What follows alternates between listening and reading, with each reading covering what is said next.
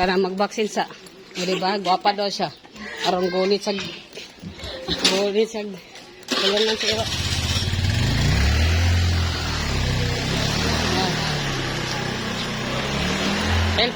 Helper lang sa.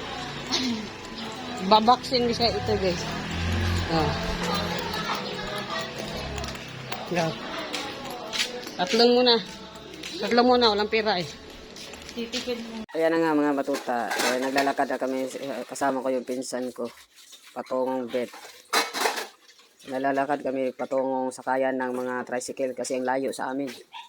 Pero 24 hours naman talaga yung tricycle dito. Pero subdivision kasi to, kaya pag pinapasok mo yung tricycle, parang special na yan. So, lalakad na lang kami doon sa sakayan ng tricycle para makatipid. Ayan, nakasakay na ako ng tricycle. Ayan, nagmuni ang tatlo nating mga batuta. Tatlo, nakita nyo, tatlo kasi yung inuna ko. Kasi wala tayong budget talaga. Unahin ko muna pag may pera agad ko talaga sila yung vaccine. Alam nyo naman na naubos din yung pera ko kay Carla. Kaya kailangan naming makaipon na naman ng pera para sa kanilang vaccine. Need talaga natin i-vaccine ito. Kaya na sila na muni-muni. Na parang nabaguhan sila na nakalabas sila. Yan makatataba yung ating mga batuta. Lakas talaga kumain yan. Buyag-buyag-buyag. Kaya hihintay tayo na darating doon sa destination natin. Sa vet. Pero nakalagay doon mga batuta, bawal talaga mag-video at saka magputos. Pinagbabawal nila. Ewan ko ba? Pinagbabawal naman nila talaga. Kaya ganyan na lang, voice over ko na lang.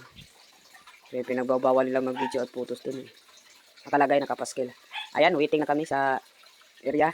Pero share ko lang sa inyo, sobrang init ang area nila, walang aircon. Yung basic, walang hingal yung aking mga batuta. Hingal naman sila dahil walang aircon. Ang aming napuntahan, hindi pina-andar yung aircon. Ayan, nakailera yung ating mga batuta. Cute na cute. Sige, yan lang, bye. Just waiting na po kami. Ano ba, assistant? Bot mo, assistant. Silang tusukin ang kanilang puwet. Handa na daw silang tusukin ang kanilang puwet. Nakahilira pa yung mga gunggong. Nakahilira mga gunggong. Tusok na sila ron, tusok.